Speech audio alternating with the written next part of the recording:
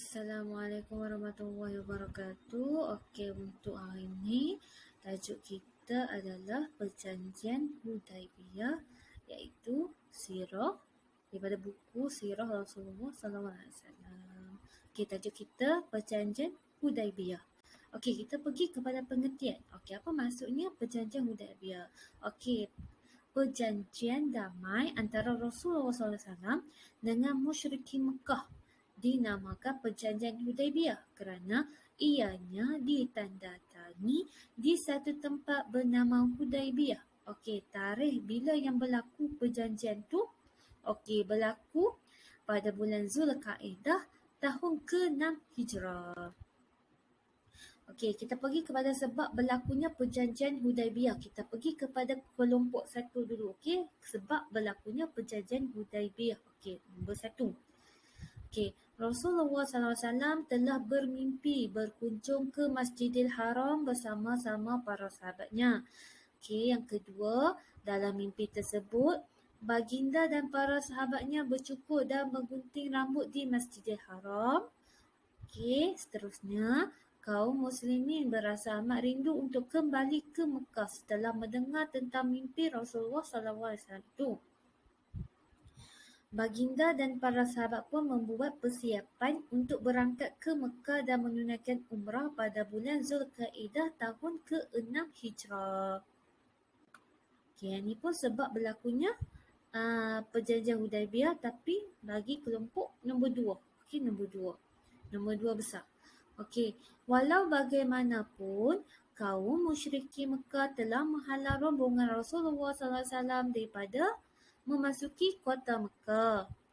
Okey, seterusnya, Rasulullah SAW pun menghantar Saidina Uthman bin Affan ke Mekah untuk bertemu dengan wakil pihak musyrikin.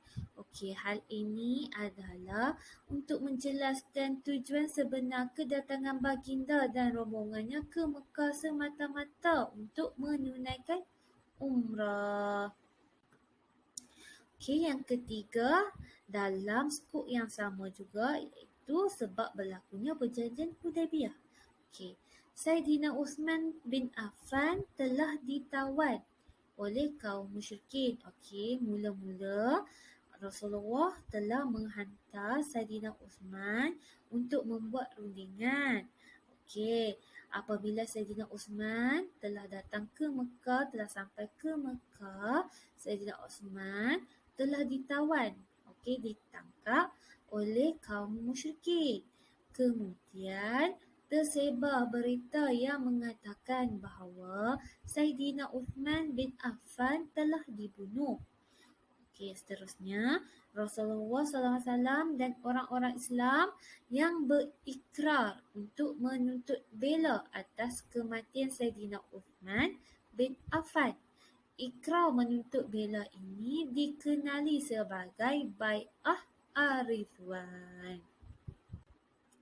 Okey, dalam skop yang sama juga, nombor 4. Apabila pihak musyrikin Mekah mengetahui tentang ikrar tersebut, mereka berasa bimbang lalu membebaskan Saidina Uthman. Okey, musyrikin Mekah menghantar Suhail bin Amru untuk berunding dengan orang Islam. Perundingan ini telah dipersetujui oleh Rasulullah SAW yang membawa kepada berlakunya perjanjian Hudaibiyah. Okey, sebab berlakunya perjanjian Hudaibiyah, okay, daripada nombor 1 sampai nombor 4 Ustazah dah baca habis. Kalau tak faham, kena ulang balik Ustazah punya slide. Okey, kita pergi kepada isi perjanjian Hudaibiyah. Okey, isi perjanjian Hudaibiyah ada 5. Yang pertama, genjatan senjata selama 10 tahun. Okey, yang kedua, orang Islam tidak dibenarkan memasuki kota Mekah untuk menunaikan pada tahun itu. Yang ketiga, kedua-dua belah pihak bebas untuk mengadakan perjanjian dengan mana-mana pihak yang lain. Okey, yang keempat, orang Quraisy daripada Mekah.